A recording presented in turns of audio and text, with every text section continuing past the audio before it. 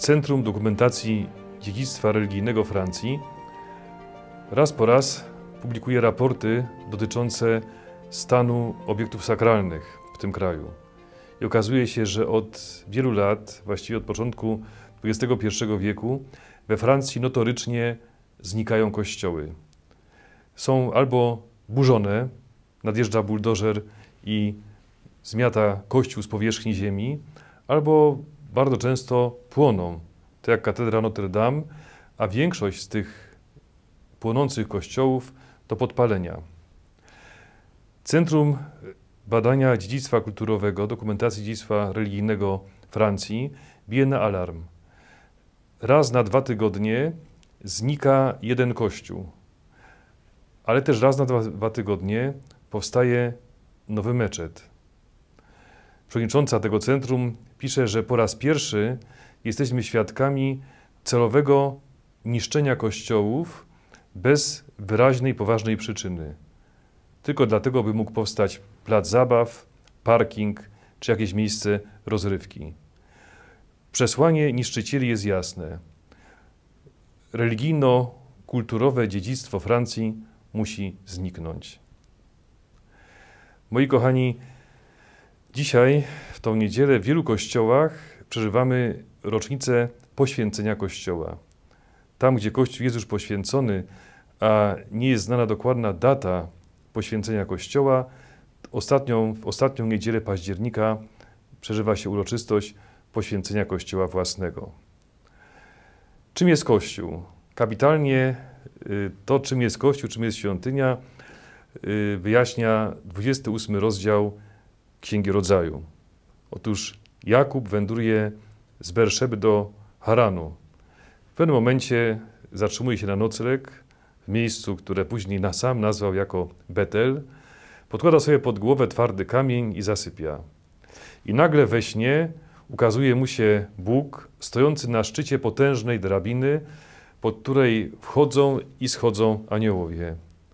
Bóg daje w posiadanie Jakubowi całą tą ziemię i zapowiada, że jego potomstwo będzie tak liczne jak pył ziemi. Kiedy Jakub się budzi, wypowiada słowa: rzeczywiście w tym miejscu jest Bóg, a ja o tym nie wiedziałem. To miejsce to naprawdę dom Boży i brama do nieba. I moi kochani, to określenie jest moim zdaniem definicją Kościoła. To jest dom Boży i brama do nieba.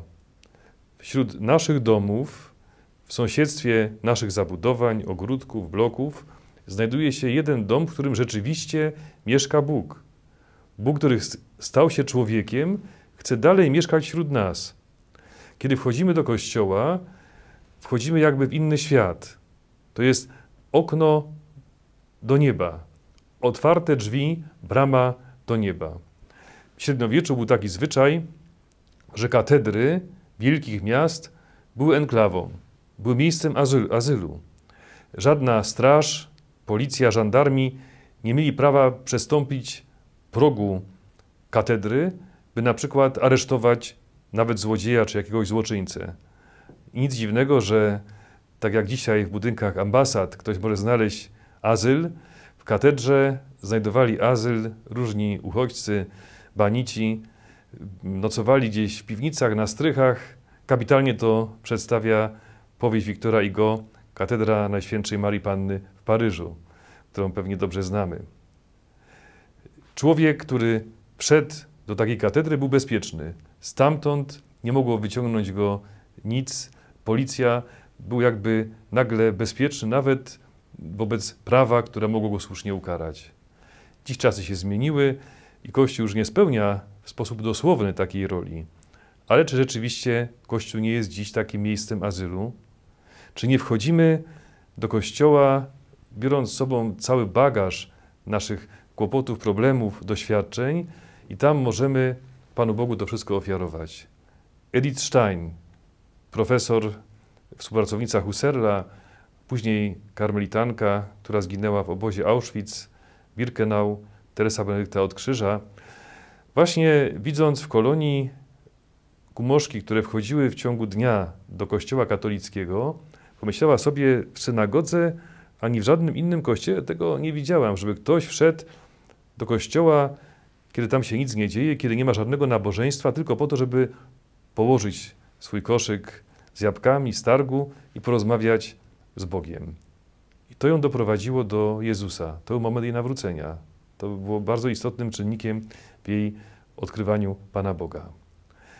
Jakub dzisiaj, w tym 28 rozdziale Księgi Rodzaju, mówi, tu rzeczywiście jest Bóg, a ja o tym nie wiedziałem.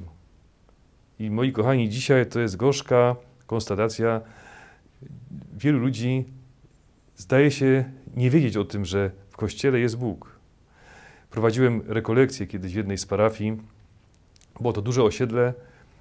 Siostra zakonna miała niesamowicie dobry kontakt z dziećmi. Panie w ciągu dnia przeprowadziły przedszkolaczki, taką naukę dla dzieci. I siostra potem po tej nauce, bo usiadła sobie w ławce obok tych dzieci, mówi, że podszedł do niej 6-latek, chłopczyk z tej parafii. I mówi, ale tu jest piękny, duży dom, jak tu ładnie wszystko wygląda, jakie duże okna, jakie lampy duże. A tu jeszcze nigdy nie byłeś? Nie, pierwszy raz jestem. 6-letnie dziecko było pierwszy raz w kościele na osiedlu, na którym mieszka. Moi kochani, człowiek, który nie rozpoznaje tego miejsca, naprawdę dużo traci. Myślę, że nie jeden z nas, którzy słuchacie tej dzisiejszej homilii, tego rozważania, przyzna, że wiele razy właśnie w Kościele odzyskał radość ducha i pokój serca. Kościół to jest miejsce cudów. Czytałem bardzo ciekawą historię wspaniałego muzyka, XIX-wiecznego dyrygenta, kompozytora Hermana Cohena. Był cudownym dzieckiem. Pochodził z bardzo bogatej żydowskiej rodziny. W wieku 6 lat, kiedy po raz pierwszy zasiadł za klawiaturą fortepianu, pokazał wszystkim swój talent. Nic dziwnego, że jako 12-letniego chłopca przyjął go na naukę sam wielki kompozytor Franciszek Liszt. Robił zawrotną karierę. Był cudownym dzieckiem, doskonale się prezentował i obok tej kariery muzycznej równolegle szło jego życie. Korzystał, czerpał garściami wręcz z uroków życia, nie tylko w dobry sposób. Pewnego razu, było to w roku 1847, został poproszony, by w zastępstwie za jednego ze znanych dyrygentów poprowadzić występ chóru w kościele świętej Walerii w Paryżu. Nie zaglądał do kościoła, zresztą pochodził z rodziny judaistycznej, ale z tego odłamu bardzo liberalnego judaizmu. Sprawy wiary były bardzo odległe dla niego. Rozpoczął się koncert, dyryguje chórem i nagle w czasie tego nabożeństwa ksiądz wyciągnął jakiś duży złoty przedmiot w kształcie słońca, a w środku jakiś biały, okrągły, pewnie nie wiedział, z czego wykonany taki okrąg. Oczywiście była to hostia, był to Jezus w Najświętszym Sakramencie. On tego nie wiedział. Ksiądz uniósł monstrancję i zaczął błogosławić zebranych. I wtedy w jego sercu stało się coś dziwnego. Nie wiedział, co to jest, na czym polega ten tajemniczy obrzęd, ale poczuł się całkowicie inaczej niż przedtem. W jego sercu pojawił się jakiś pokój, którego potem nie mógł wyrazić słowami, nie mógł go opisać. Poczuł wewnętrzną radość, taki przypływ wewnętrznej radości i entuzjazmu. Zaczął się dopytywać, co to było, jaki to był moment, co tam się działo i proszę sobie wyobrazić, że to go doprowadziło do nawrócenia. Nie tylko przyjął chrzest, ale zaczął tak na serio żyć wiarą i tak zasmakował w życiu wiary, że odkrył powołanie do życia zakonnego. Został karmelitą, przybrał imię zakonne i tak pod tym imieniem jest znany Augustyn Maria Herman od Najświętszego Sakramentu. Zaczął swoje doświadczenia duchowe opisywać. W jednym z dzienników pisze: szczęście, gdzie ja go nie szukałem, w bogactwie, gorączce stolików do gry, w zaspokajaniu dzikich ambicji, w towarzystwie celebrytów. Tam szczęścia nie znalazłem. A czy ty znalazłeś szczęście? Pyta swoich czytelników. Tylko Bóg jest w stanie zaspokoić pragnienie ludzkiego serca.